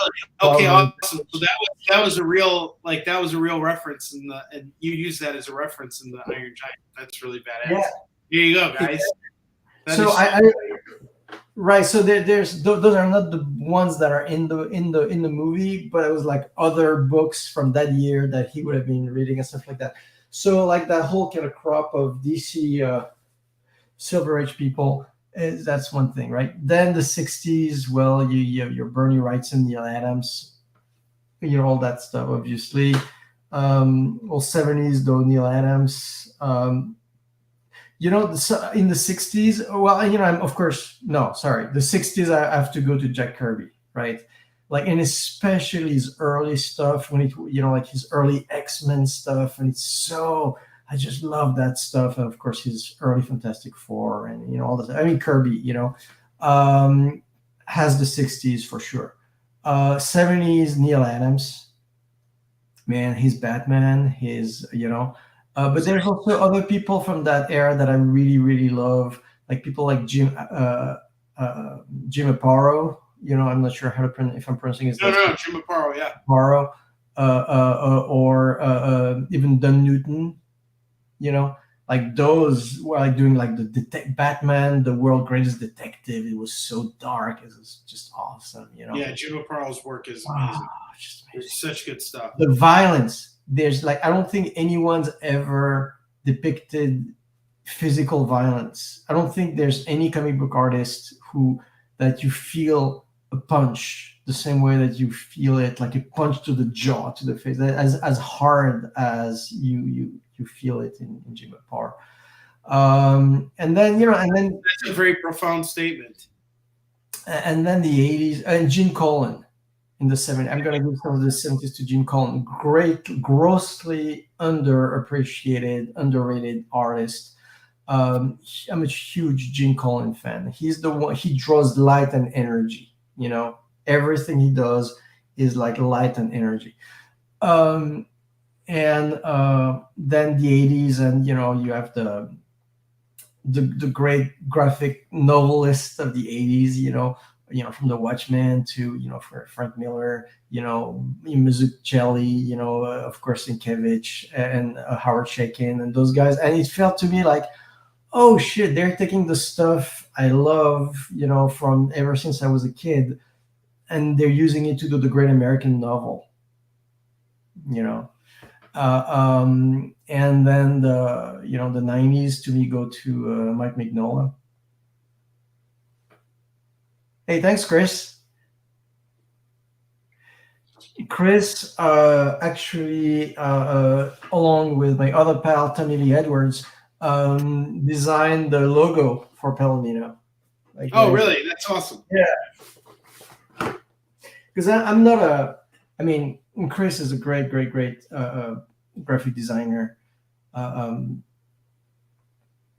know, and so that was his doing. Thank you. It's absolutely gorgeous. There it is.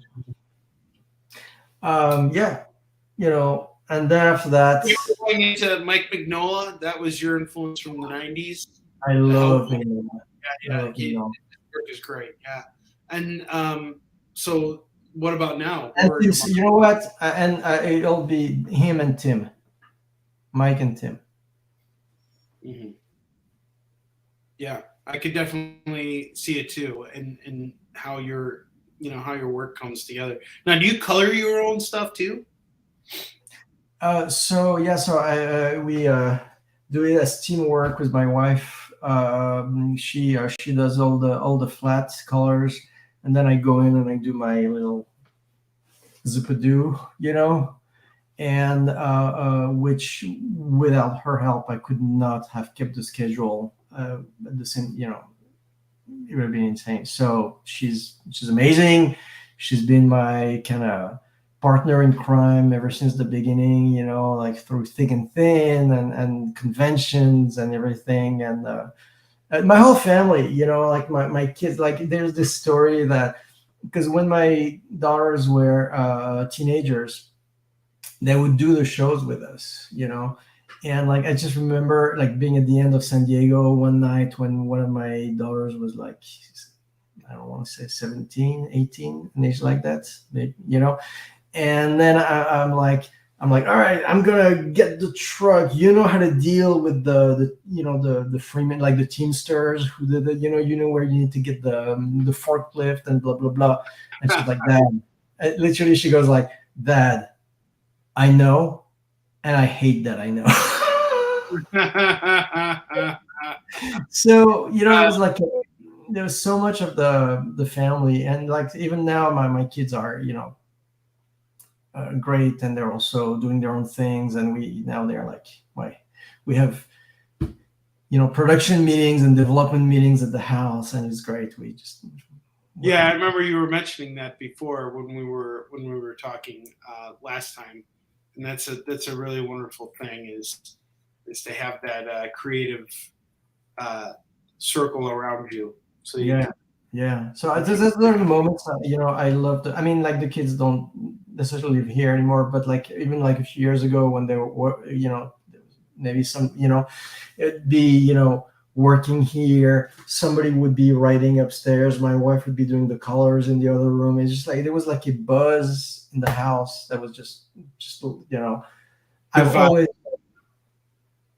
yeah. Yeah, that's awesome. That's really cool.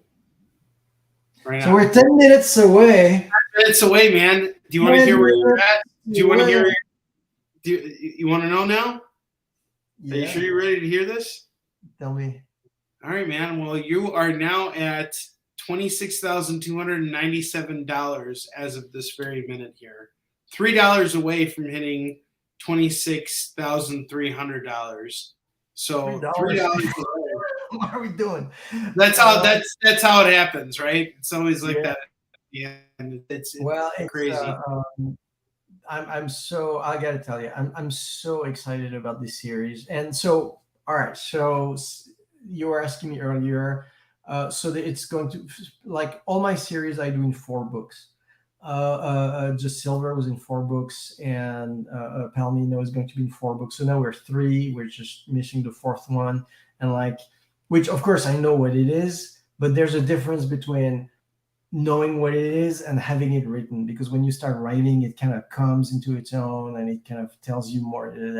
And so like just a few weeks ago I was just before the campaign started. I was just like, I woke up in the like one day at like 5 in the morning, like, I know it is. I was just like, whatever. I had to run down here and take the laptop and type a bunch of stuff, a bunch of scene ideas, and like it's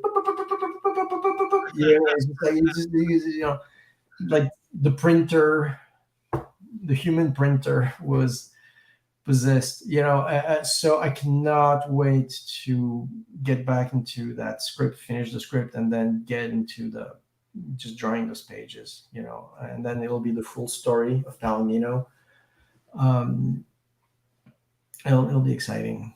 The thing that's really cool also, in the first book, there's this at the end of it, there's this 5,000 word interview with friends of mine who are musicians that they're friends now, and I've worked with them in the past. But back in the days, they were like the house band at the Palomino.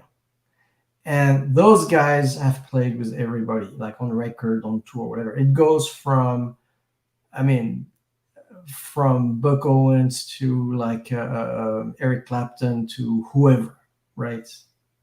And they're monster musicians, but they're also a big part of California's music history from the '60s to the to now.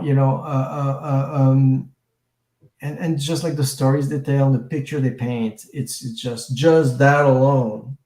Even if you're, for some reason, you're somebody who hates comics, and for whatever reason that I don't understand, you're watching this program.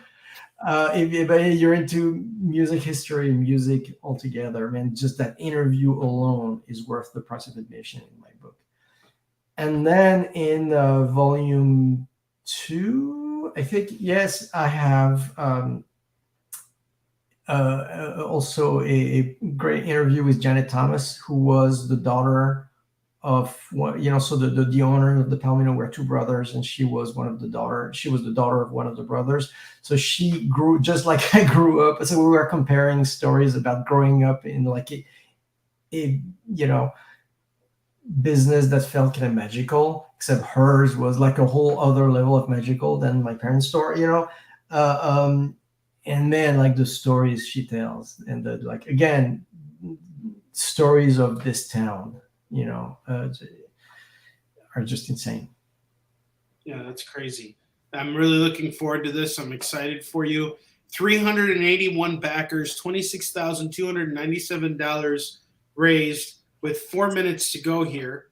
And Stephan, we're going to have to close this off because I have a tremendous amount of work to do before I head out to on my trip. But we got 4 minutes left. And, as you're closing out this campaign, which, again, I just want to say, how honored I am that we were able to do this, and that It's my pleasure. I appreciate you coming to me with this, and it's been an honor having you here. And I hope this is the first of many times that we have you on here. It was a sincere Definitely. pleasure. Yeah. Thank you, guys. Thanks for everybody who. Well, we're not ending it yet. We're not. Oh, yeah, okay. yeah. We're gonna wait. All right. We're gonna wait for the bull to drop, right? Yeah, we got 3 minutes to go. I just wanted to give you a chance to say anything you want to say to everyone else, like a closing thing, as you're coming to the end of your campaign here. It's funny. It's something you said earlier about the books and stuff, and I was just like, you know what? That's true. Like in terms of the work of passion, it's like I'm happy to say that nothing that I do is cynical.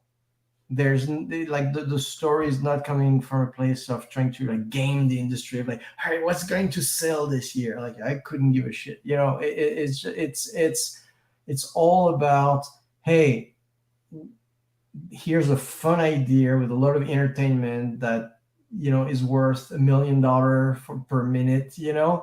If you were gonna so because they say movies, and I think it applies to comics too, is a mix of two great traditions, the theater and the circus, and the circus is the part that's $1 million a minute, has to be, and the theater is like the human story, like how are we all humans and how are we all sharing, how do I get to walk through your shoes and we're all walking through walking in this character's shoes for like a few minutes, and we start to see the world from somebody else's point of view and try to understand the human commonality that we all have. That's the project. That's awesome, man. All right, 107 seconds to go now, guys. This is your last chance to be a part of this campaign. Even if you want to jump on and do that one last bid, even to just help Stephan get over that $300 mark, or just pledge to get the first volume, the second volume if you need it. The first volume was silver, or all 3 volumes of Palomino. This is your chance. You have exactly 70 seconds left to do it. We're counting seconds now. We're counting seconds now. Man, I bet you're gonna have a really easy sleep tonight now that you are done pushing the campaign. Yeah, I'm getting my life back a little bit. I'm not envious for your fulfillment. Jesus. 81 backers. Gosh. Yeah, we get good at it. Yeah. He's going to do it. Yes, of course he's going to do it. All right. We got 45 seconds to go. 45 seconds left. Let's see what we can make happen here. Come on, guys. You're making me look bad here. $3 away. Well, the heck. I'm going to just throw you the rest of the way. I'm going to throw in the extra $3 and get you over there myself. If they're not going to do it, I'm going to do it. So there we go. I'm pledging $51 now. I'm confirming the changes. And we did it. Oh, my God. All right. 37 seconds to go. Hey, what's going on here? Why is it not? 6 seconds to go. 20. It should be up. All right. Well, it's done. That's weird. I thought I put the extra. Oh, 323. Oh my God. Yeah. More people came in at the last second. Who came in at the last second? There you go. See? There we go. Stephan, I want to thank you very much for everything. And I also want to congratulate you for a very successful Kickstarter campaign. You are a tremendous inspiration to me. Thank you so much for being here tonight. Thank you so much. Yeah. Same. Yeah, yes. Man. Thank you. Awesome. Chris is like me. Oh, man. Chris, you're awesome, dude. Thank you so much. Everyone, thank you for tuning in tonight. I will see you later. I really got to get going. I got to go pack and do everything. So well, have a great trip. Thank you so much. Thank you. All right, you guys. You guys are awesome. Thank you so much. Yes. Take care. Have a great night, everybody. All right.